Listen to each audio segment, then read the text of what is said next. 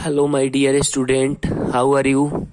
आशा करता हूँ कि आप लोग अच्छे होंगे और अच्छा रहना भी चाहिए भाई, क्योंकि अपना अपना लाइफ है सबका और डट के पढ़ाई भी करना चाहिए सबको। देखिए, पढ़ना ज़रूरी है और ज़िंदगी में हंसी मजाक भी ज़रूरी है सबके लिए। तो पढ़ाई भी करिए और साथ साथ खुश भी रहिए, अपने माइंड को बिल्कुल फ्रेश करके रहें। और आज का जो हमारा टॉपिक है, हमें पढ़ना है न्यूमेरिकल्स। मैंने हेडिंग भी डाला हुआ था कि आज हमें क्या पढ़ना था, न्यूमेरिकल्स पढ़ना था।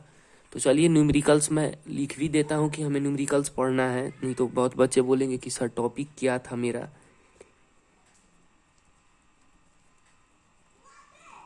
चलिए, तो हो गया। हमें क्या पढ़ना है, न्यूमेरिकल्स पढ़ना है, ठीक है। क्या पढ़ना है हमें, न्यूमेरिकल्स। तो मैं एक चीज़ आप लोग को बता देता हूँ कि जैसे आप लोग को एक मैं हर रोज़ एक इम्पोर्टेंट बताऊंगा, एक इम्पोर्टेंट चीज़ बताऊंगा जिसके बारे में मैं नोट डाउन आप लोग को करा दूंगा हमेशा हेडिंग के ऊपर। तो आज का इम्पोर्टेंट यही है कि जो ई नोट का मान होता है हमारा, यानी परमिटिविटी ऑफ फ्री स्पेस, जिसको हम वैक्यूम बोलते हैं, जिसमें एयर बिल्कुल प्रेजेंट नहीं होता है, उसके लिए क्या होता है। तो ई नोट 8.85 इंटू 10⁻⁻12 और कूलम स्क्वायर पर न्यूटन पर मीटर स्क्वायर, यही हमारा होता है, ठीक है। ई नोट का यानी परमिटिविटी ऑफ फ्री स्पेस का मान। तो मैं न्यूमेरिकल्स बोल रहा था, जनरली हमारा टॉपिक्स न्यूमेरिकल्स ही है, लेकिन फिर भी हमें यही पढ़ना है कि कैसे हम न्यूमेरिकल सॉल्व करेंगे। और कुछ क्वेश्चन मैं आप लोगों को दूंगा जो कि बना के आप लोगों को कमेंट बॉक्स में उसका आंसर डालना होगा। देखिए, पढ़ाई एक मजाक वस्तु नहीं है।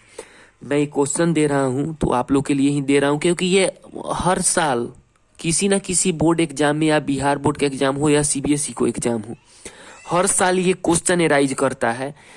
सीबीएसई में जनरली हम लोग न्यूमेरिकल्स को लेके बहुत डरते हैं कि न्यूमेरिकल्स बहुत टफ होते हैं, तो बारी बारी से हम करके बनाएंगे तो कोई चीज़ टफ नहीं लगेगा हमें।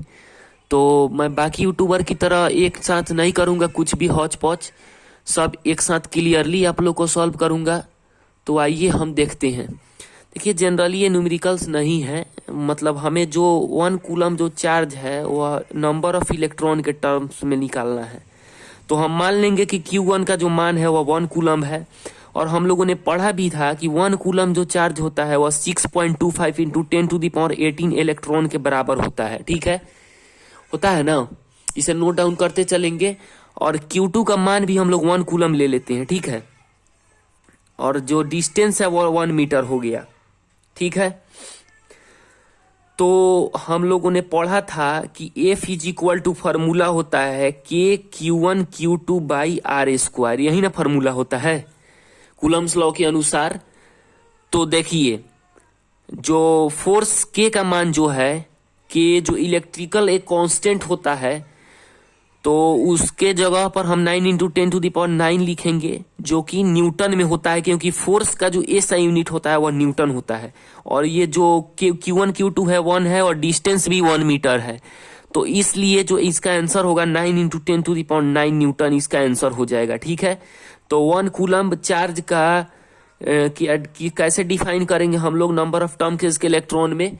तो देखिए, 1 coulomb is that charge which is present on the each of the two charges. कहने का मतलब है कि 1 कूलम एक ऐसा चार्ज है कि वह प्रत्येक चार्ज पे present on each of the two charges, मतलब प्रत्येक चार्जेस पे प्रेजेंट होता है, जो कि क्या करता है, हर एक चार्जेज को एक सेपरेट डिस्टेंस पे रखता है, एक दूसरे से रिपेल करके, कि किस फोर्स के साथ, 9 इंटू 10⁹ न्यूटन के फोर्स के साथ, ठीक है। तो आइए अब देखते हैं। मैं एक क्वेश्चन आप लोग को दूंगा जिसे आप लोग को घर से करके आना है।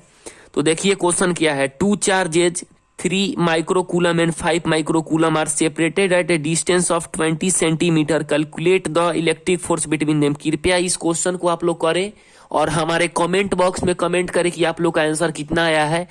मैं आप लोग का वेट करूंगा।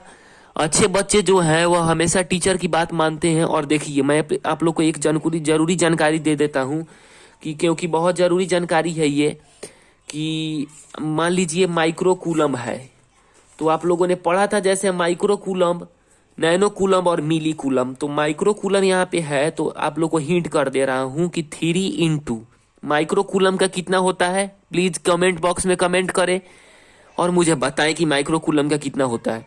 तो देखिए 10⁻⁻6 कूलम यही इसका मान होता है। इसको भी ऐसा ही चेंज करेंगे 5 कूलम को और इसे सॉल्व करेंगे। प्लीज इस क्वेश्चन को बना के भेजे मेरे पास। तो आइए, एक क्वेश्चन है और आप लोग के लिए, क्योंकि ये न्यूमेरिकल्स है। देखिए न्यूमेरिकल्स आप लोग जितना ही बनाएंगे उतना ही अच्छा होगा आप लोग के लिए। और ऐसा नहीं है कि मैं न्यूमेरिकल आप लोग को ही दे रहा हूँ बनाने के लिए। मैं सारे न्यूमेरिकल बना दूंगा, लेकिन कुछ तो फायदा आप लोग को होगा नहीं। आप लोग को कुछ फायदा होने वाला नहीं है, क्योंकि अपने से जो बनाइएगा उसमें आप लोग का दिमाग अप्लाई होगा कि कैसे इसका वैल्यू पुट करें, कैसे इसका आंसर लाएं। तो एक अपने पे डिपेंडेंट थिंग्स हो जाएगा, तो और अच्छा से आप लोग न्यूमेरिकल को सीख पाएंगे कि कैसे करते हैं।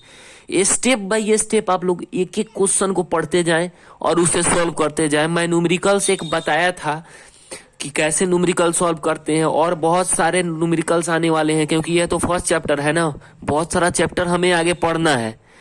तो मैं सारे के सारे न्यूमेरिकल तो नहीं बना सकता, क्योंकि एक टाइम किलिंग का हो जाएगा और वीडियो भी बहुत ज्यादा बोरिंग हो जाएगा। तो आइए मैं इस क्वेश्चन को एक बार पढ़ देता हूं, आप लोग कोशिश करेंगे और कमेंट बॉक्स में इसका आंसर जरूर डालेंगे। तो देखिए क्या है। What is the force between two small charged sphere having charges of 2 × 10⁻7 coulomb. ठीक है, देख ले इसे।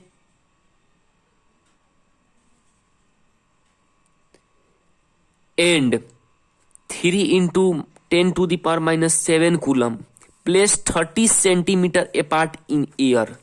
आप लोग कोशिश करेंगे इसे बनाने के लिए।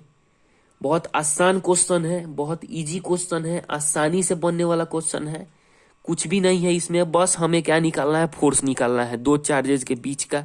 तो आप लोग जानते हैं कि मैं एक हिंट दे देता हूं, दो चार्जेस के बीच का फोर्स कैसे निकालते हैं हम लोग। कूलम्स लॉ में मैंने बताया था कि F = K Q1 Q2/r² से ये क्वेश्चन सॉल्व हो जाएगा। आप लोग करके प्लीज कमेंट बॉक्स में आंसर डालें। Thank you very much. Please मेरे चैनल को सब्सक्राइब करें, लाइक करें, कमेंट करें और शेयर करना बिल्कुल ना भूलें, क्योंकि आप लोग के दोस्त को ही फायदा होगा। धन्यवाद।